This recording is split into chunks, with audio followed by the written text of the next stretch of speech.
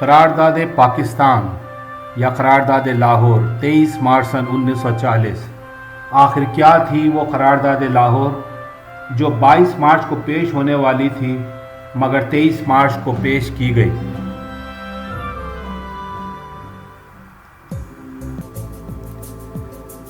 شام تک اجلاس ملتوی کروانے کی تمام کوششیں ناکام ہو چکی تھیں اور شہر میں پولیس کا گشت بڑھا دیا گیا تھا۔ حکومت کی یہ کوشش دیکھ کر بہت سے لوگ اس شک میں مبتلا ہو گئے کہ شاید قائد اعظم محمد علی جناح اجلاس میں شرکت کرنے کے لیے نہ پہنچ سکیں، مگر شاید وہ قائد اعظم محمد علی جناح کو جانتے نہیں تھے۔ 21 مارچ سن 1940 سپہر کو ایک خصوصی ٹرین قائد اعظم محمد علی جناح اور ان کے سینکڑوں کارکنوں کو لے کر لاہور پہنچ گئی۔ لاہور اسٹیشن سے قائد اعظم سیدھے ہسپتال پہنچے جہاں انہوں نے زخمی خاکساروں کی عیادت کی۔ منٹو پارک میں ہونے والے مسلم لیگ کے جلسے میں مسلم لیگ کی قیادت مسلمانوں کے تحفظ کے لیے ایک واضح اعلان کرنے والی تھی۔ سن 1940 میں قائد اعظم مسلمانوں کے ایک مسلمہ لیڈر بن چکے تھے اور مسلمان قائد اعظم کی ایک آواز پر اپنی جان لٹانے کے لیے تیار رہتے تھے۔ 22 مارچ سن 1940 میں مسلم لیگ کے 27ویں اجلاس کا باقاعدہ آغاز ہوا۔ اس اجلاس کا استقبالیہ خطبہ سر شاہ نواز ممدوٹ نے دیا اور پھر سر سکندر حیات نے حالات پر مزید روشنی ڈالی۔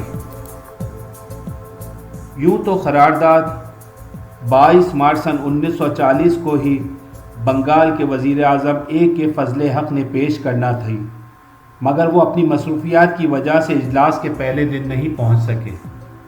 مگر 22 مارچ سن 1940 کی قائد اعظم کی تقریر بھی ایک شاہکار تھی۔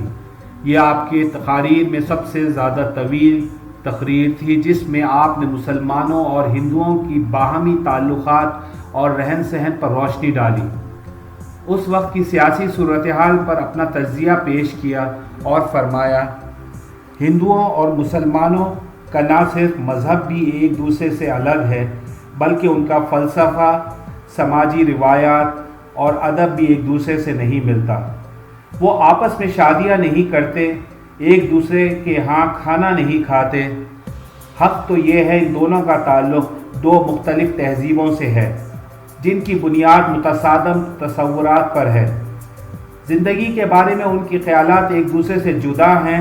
یہ بالکل واضح ہے کہ ان کے لیے تاریخ کے ذرائع بھی مختلف ہیں، ان کی شاعری الگ ہے، ان کے ہیرو الگ ہیں اور واقعات بھی الگ ہیں۔ اکثر تو ایک کا ہیرو دوسرے کے لیے دشمن کی حیثیت رکھتا ہے۔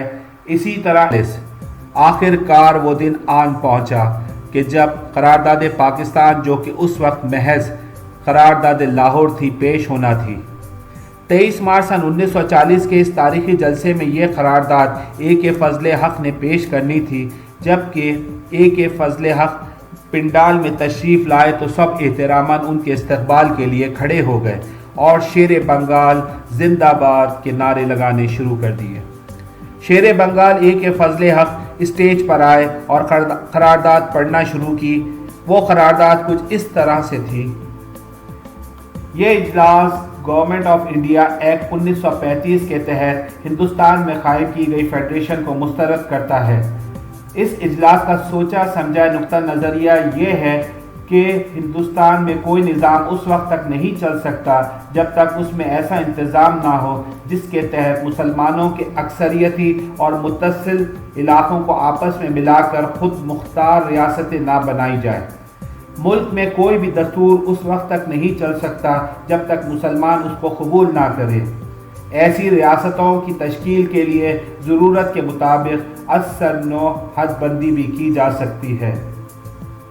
ان ریاستوں میں اقلیتوں کے حقوق کے لیے دستوری ضمانتیں فراہم کی جائیں اور یہ اجلاس مسلم لیگ کی ورکنگ کمیٹی کو یہ اختیار دیتا ہے کہ وہ اس اصول کی روشنی میں ایک دستور کا خاکہ تجویز کرے۔